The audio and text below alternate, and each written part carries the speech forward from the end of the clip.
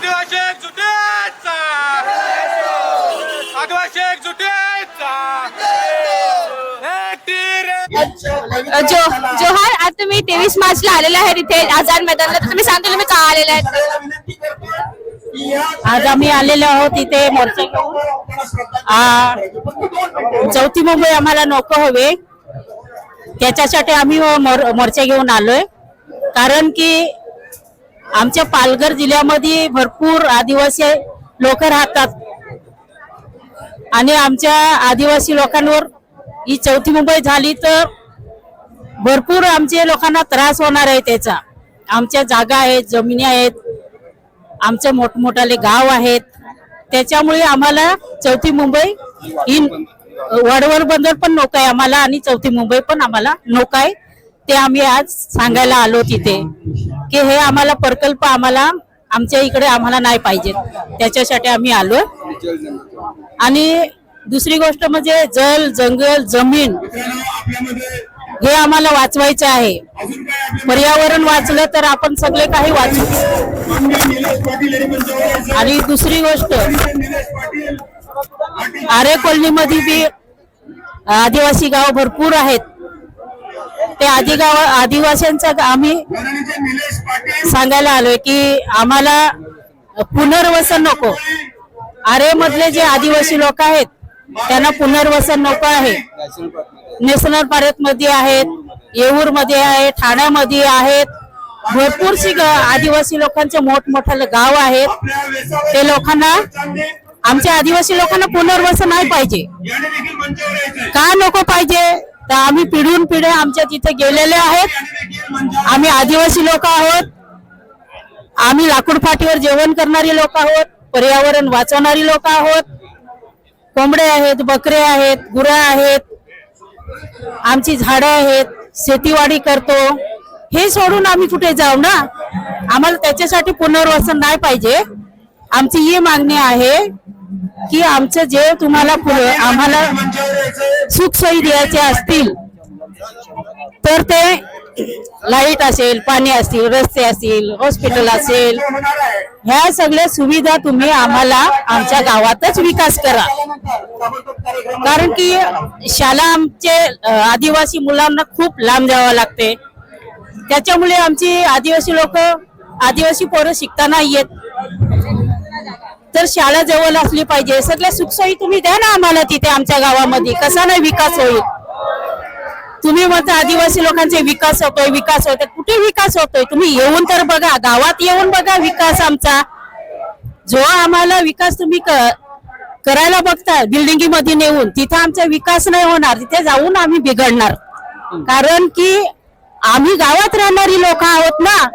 हे आम्ही तिथे राहणारी लोक आहेत ना, आम्हाला तिथलं सगळं काही माहित आहे. एक जागा तुम्ही बिल्डिंग मध्ये नेऊन टाकलं की तिथे आम्ही जाऊन करायचं काय, खायचं काय? जी आमची जमीन आहे, झाड फळं सगळं लावलेलं आहे.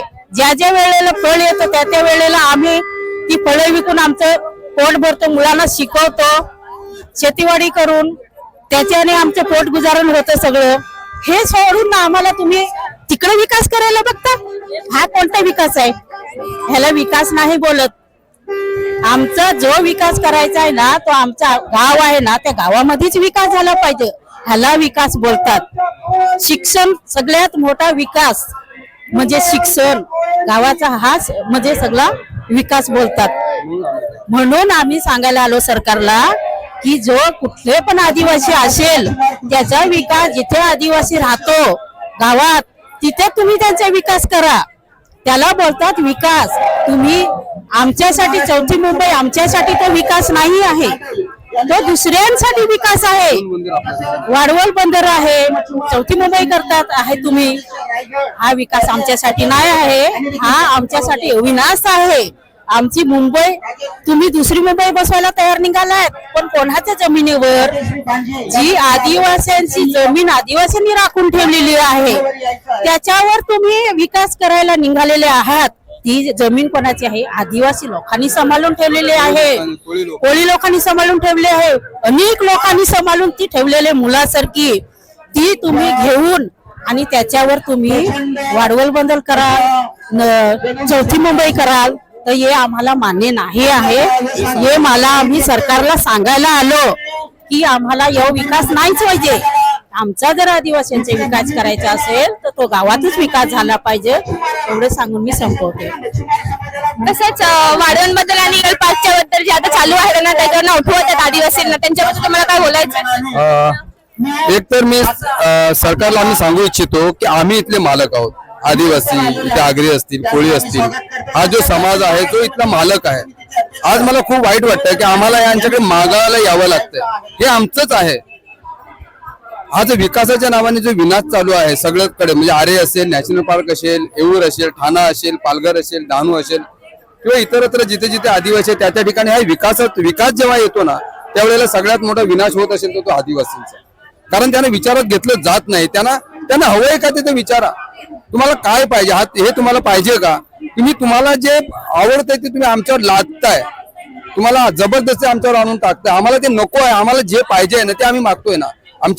आमची जे वन हक्क अधिकार जो आहे, आमचा जो कायदा आहे त्या कायद्याअंतर्गत आमच्या जमिनी आमच्या नावावर करा.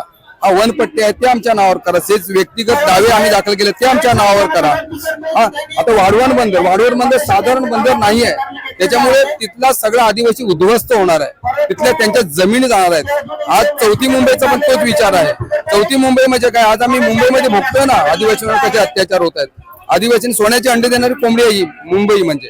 तिथेही तेच होणार. आज तिथे सुंदर सुंदर गाव आहेत, चांगली त्यांची शेती आहे, सगळ्यांची त्यांचं कल्चर आहे, त्यांचे डोंगर आहेत, हिरवीगार सगळे परिसर आहेत. त्या ठिकाणच्या ओहोळ आहेत, नद्या आहेत, ते सुंदर आहेत, अगदी स्वच्छ पाण्याच्या.